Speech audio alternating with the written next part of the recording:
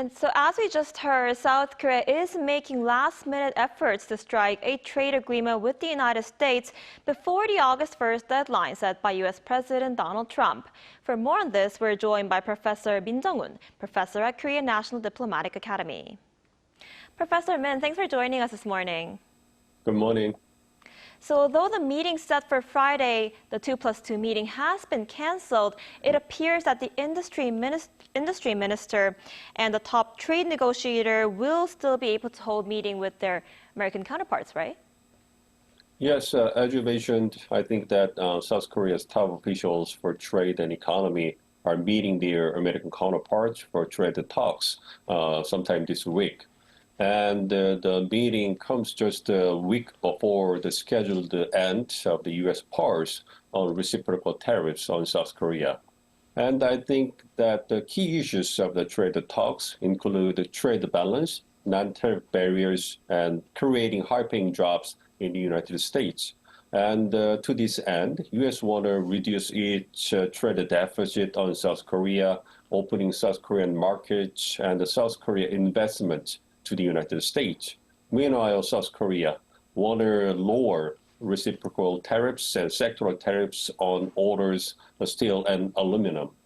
And during the upcoming meetings, sometime this week, I think the Korean side is expected to emphasize the importance of bilateral cooperation for manufacturing renaissance, as well as cooperation in shipbuilding, semiconductors, and other strategic sectors. Meanwhile, the U.S. side is likely to call for South Korea's investments in the United States, like what Japan did recently, and also opening South Korean markets through the lowering the non-tariff barriers.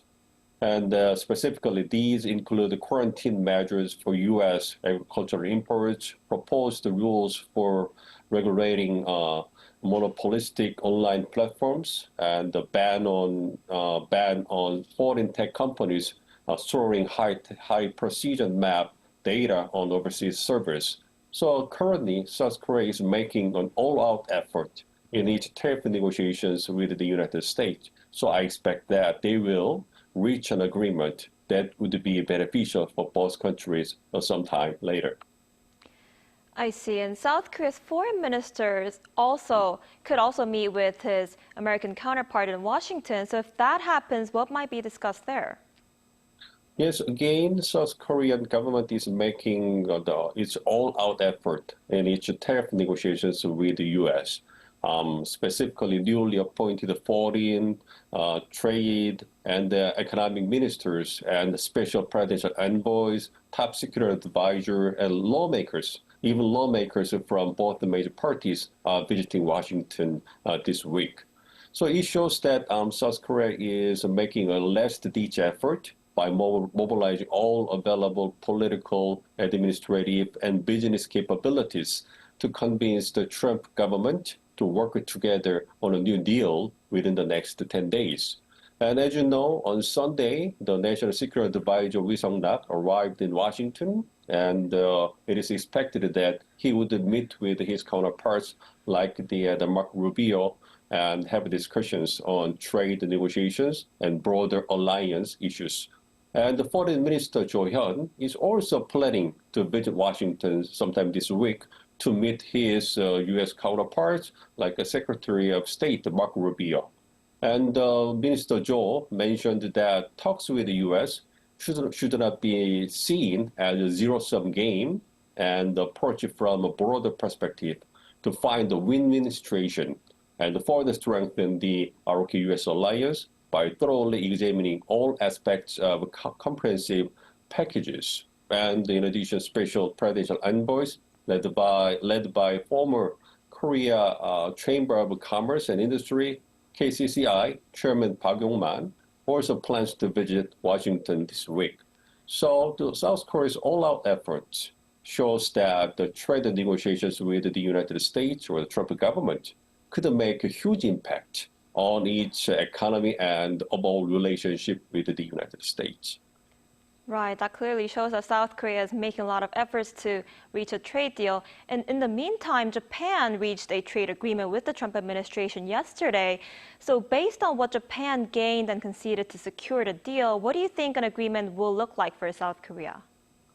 Yes, the President Trump said Tuesday that his government will impose 50% reciprocal tariffs on Japanese products, which is 10% lower than what was previously announced. And President Trump described the deal as perhaps the largest deal ever made, and noted that Japan pledged to make $550 billion investment in the United States, which he said will receive 90% of the profit for the American people. But he did not elaborate on the investment plan. And he also mentioned that Japan will open its market to the U.S. like cars, trucks, and rice, and certain other agricultural products.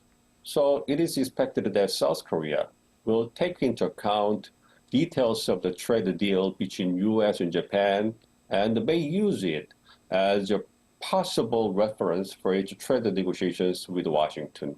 Specifically, the presidential office said that South Korean government is reviewing the details of the deal, and if there are aspects that serve as a reference for its negotiations, it plans to take them into account.